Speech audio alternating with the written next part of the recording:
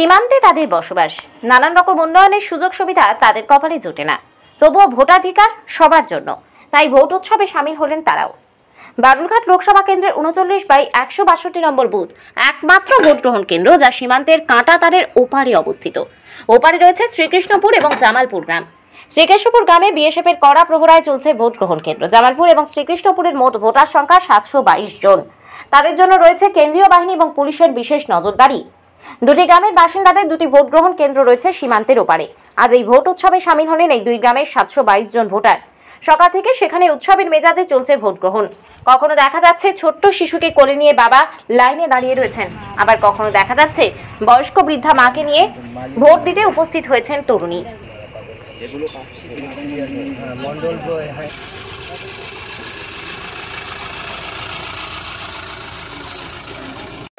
যে কিভাবে ভোট দিতে আসেন?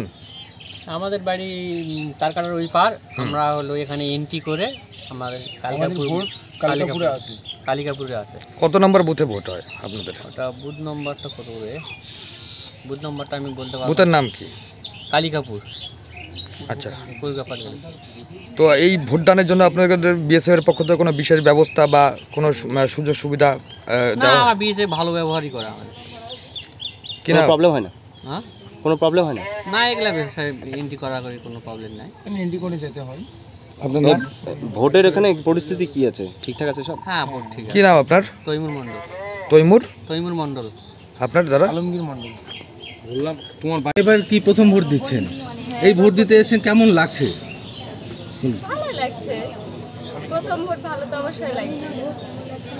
কোনো সমস্যার মধ্যে বা প্রতিকূলতার মধ্যে পড়তে হবে? বলুন, ওটা বলুন, বিস্তারিত বলুন। কোনো সমস্যার মধ্যে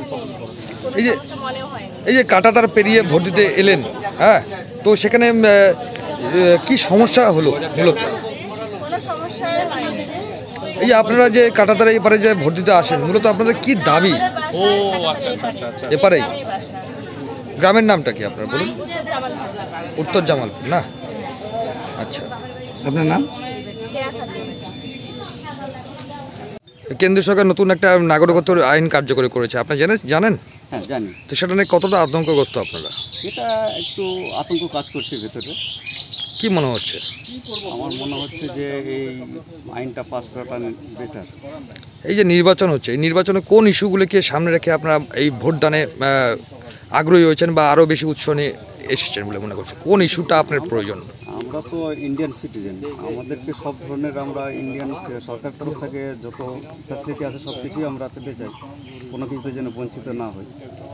আমাদের তো এটাই। কেন্দ্র সরকারের তরফ থেকে বলেছিল যে সিটিজেনশিপ নেওয়ার জন্য আবেদন করার জন্য, এবং রাজ্য সরকারের তরফ থেকে বলা হচ্ছে সেটা আবেদন না করার জন্য। আপনারা আমার ব্যক্তিগতভাবে আমি তো বলছি, আমরা যদি ইন্ডিয়ান সিটিজেন না হই, আমরা তো ইন্ডিয়ান সিটিজেন, আমরা তো ভোট দিয়ে তারপরে তো সরকারকে গঠন করেছি, তাহলে আমাদেরকে দ্বিতীয়বার আবার কেন সিটিজেনশিপ নিতে হবে আমাদেরকে?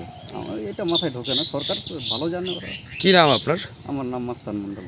কি গ্রামে, কোন গ্রামের বাসিন্দা আপনি? শ্রীকৃষ্ণপুর। কোন বুথে ভোট দেবেন আপনি? শ্রীকৃষ্ণপুর বুথই আমাদের, মানে ওই ভিতরেই বুথ? তার কাটার ভিতরেই। বয়স কত আপনার? 42।